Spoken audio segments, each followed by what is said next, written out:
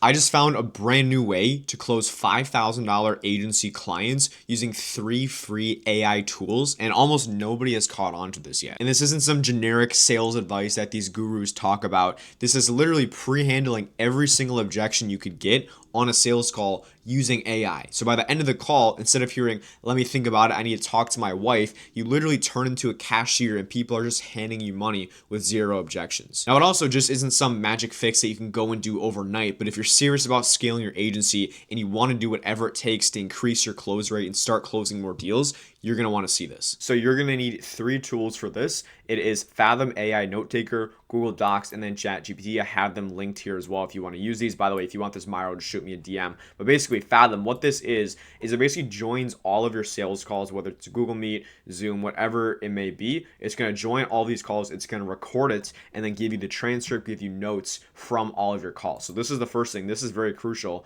because for this, we're going to basically have AI go and review our calls for us to go find the common objections to be able to pre-handle all of them. We're going to pair this with Google Docs, and then we're going to end up using ChatGPT, leveraging AI, leveraging code to basically go and do the heavy lifting for us. So we don't have to go waste time going through this stuff. So first thing you're going to go and do is you're going to go to your call recording in Fathom. So it's going to go and record your calls. This is a group call I did with guys in my inner circle. We have these every single Saturday. It's agency owners who are looking to scale. Basically, what you go and do, you grab your Google Meet or your call, you go to the transcript, and you're going to go copy transcript. You can grab the entire thing. What you can also go and do, though, is you can look up specific stuff in the transcript. So if you want to go find when you drop the price, you go put in, as an example, $5,000. You go search this, and then it's going to bring you right to when you drop the price. You can see all the timestamps. You can see a summary of the calls of like literally everything. So you're going to grab that transcript, and what we're going to go and do is have a document in Google Doc, and we're just going to call it call transcripts. So we're going to go paste this entire thing in here. Sometimes it takes a bit because it is a lot. We'll paste it. Let me make sure I copied the transcript, copy transcript. So you're here, copy to clipboard. Now we should be able to go and paste it in here. So here we go. So boom, you see 72 pages. What you're going to go and do is you're going to add probably at least 10.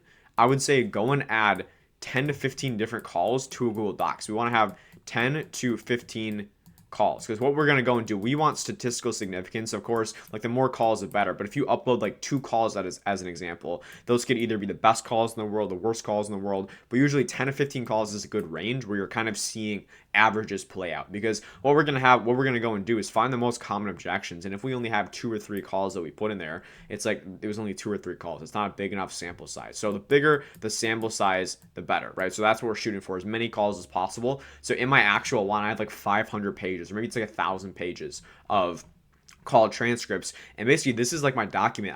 You keep uploading calls to this every single time you take sales calls, or for most of your calls with qualified prospects. That's one thing you want to make sure, though, is you're only uploading transcripts with qualified prospects, because otherwise, again, like the objections and not qualified people give you aren't going to matter, because that is not your ICP. So you need to find your ICP. Maybe it's a business owner doing, let's say, 10K or more per month. So you're only going to take the sales call transcripts from business owners doing over 10K a month, because otherwise you're optimizing for someone who's doing 5K a month. You're getting their objections when that's not actually who you want to target. So that's the first thing, is you're going to get as many sales calls as possible into this document, and you're just going to go grab the transcript using from Fathom, and you're going to go chuck it in this document.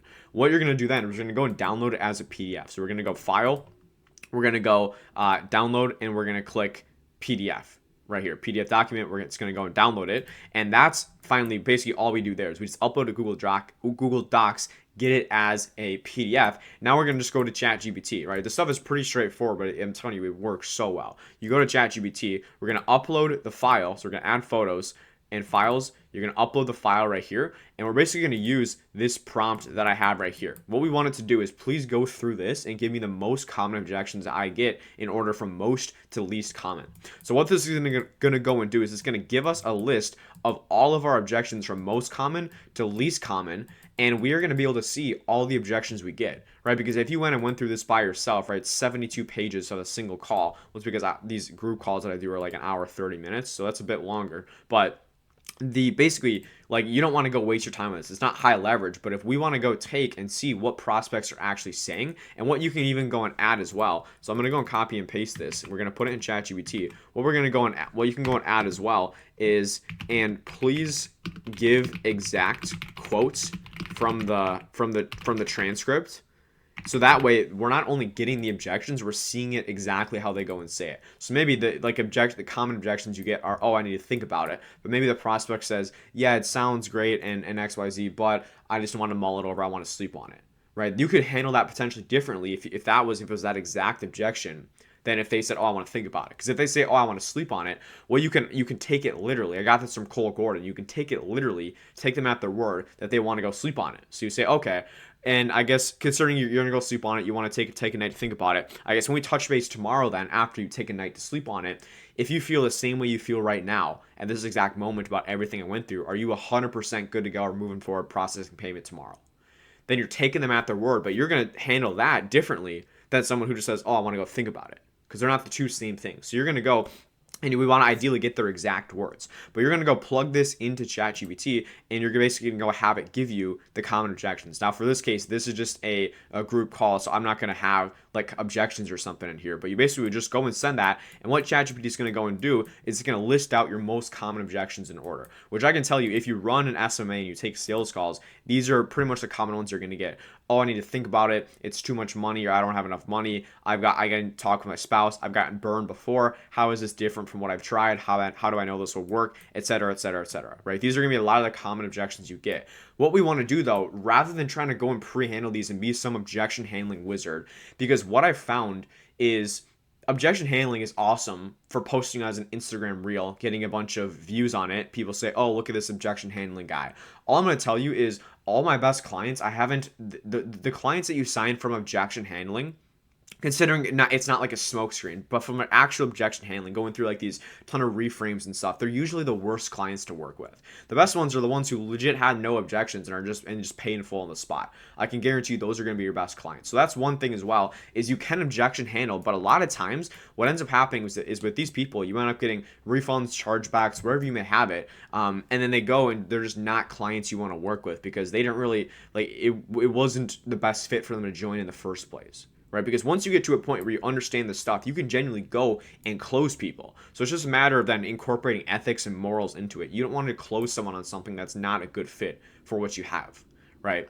But basically what I found is, rather than going and being on the back foot, pre-handling or handling all these objections after you drop the price and they're giving you're going back in circles and circles, a lot of times you go and burn the lead, right? Then you book a follow-up call, they don't show up for that, and then you're just kind of cooked because you burn the lead. They're like, oh, they're just going to try to hard sell me. What we can do instead is, their guard is down before we drop the price, so we're going to go and pre-handle all these objections before we ever even go through the objection comes up in the first place. So what you're going to do first, the procedures for each objection, we want to write down the root cause of this. So we're going to go objection by objection and find the root cause of each one. So first one, I need to think about it.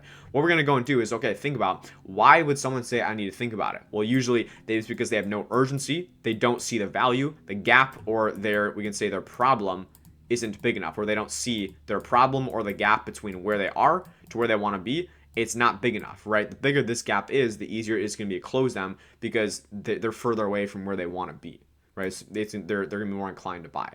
Now, these are examples, right, of the three things from I need to think about it.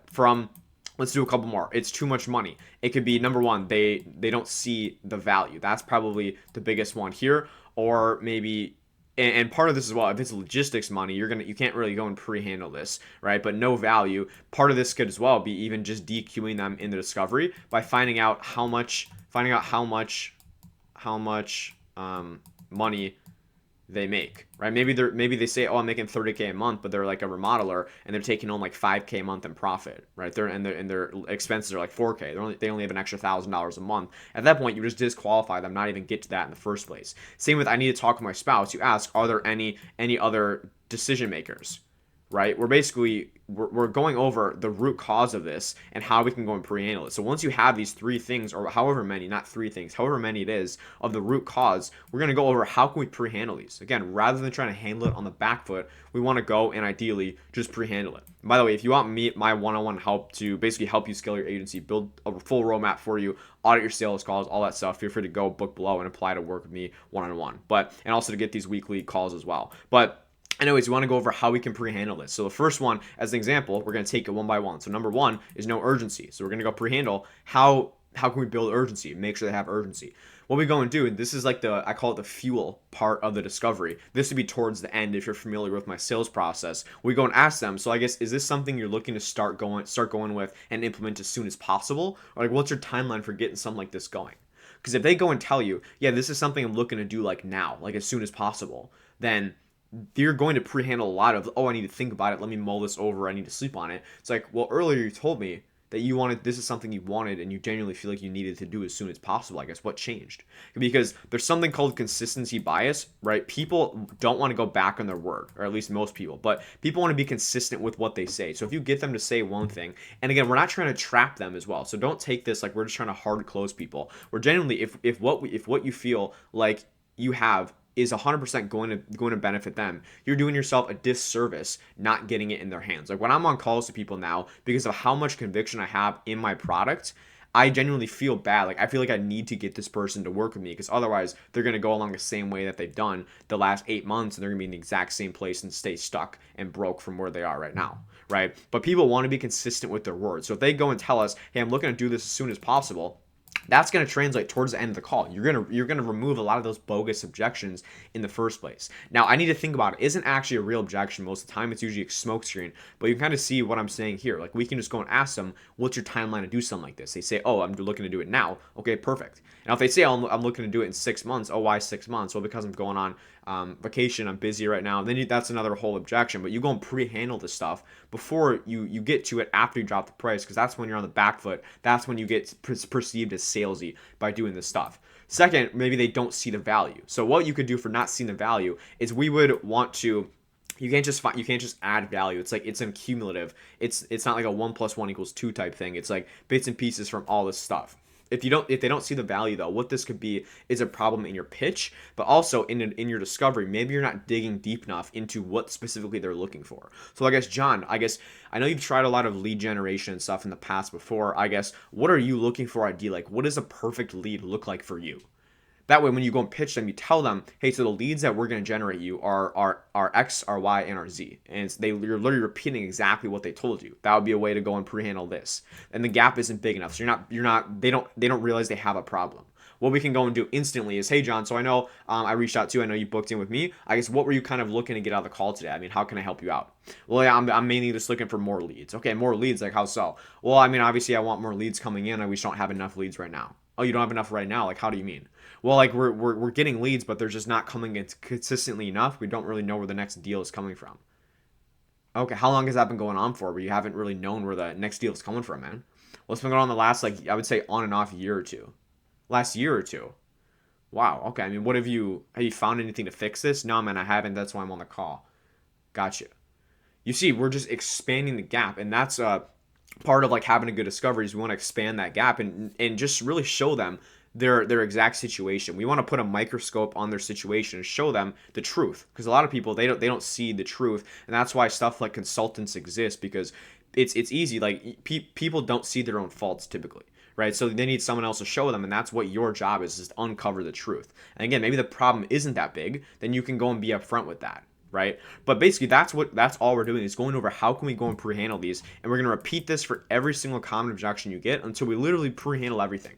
Now I'm going to preface and add a caveat by saying, like, you're not going to ever pre-handle every single objection. You could have a flawless discovery, flawless pitch, and you're still going to get objections, right? Because not everyone's in the buying pocket all the time, but you can do yourself a service and pre-handle most of the stuff before it comes up. And especially with these most common ones, right? There might be little nuanced ones that you're going to get here and there, but like just focus on every single call. If you don't close someone, go back, take the transcript, put in ChatGPT, or just write down the reason this person didn't close, and then go see, okay, how can I go and incorporate this in my call to go and pre-handle it?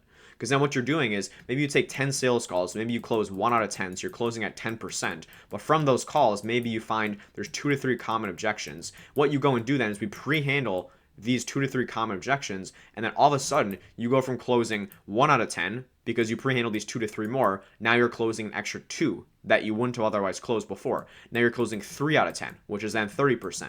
And if you're charging $1,000 a month, you went from closing making $1,000 to now $3,000 with the same input, with the same amount of calls.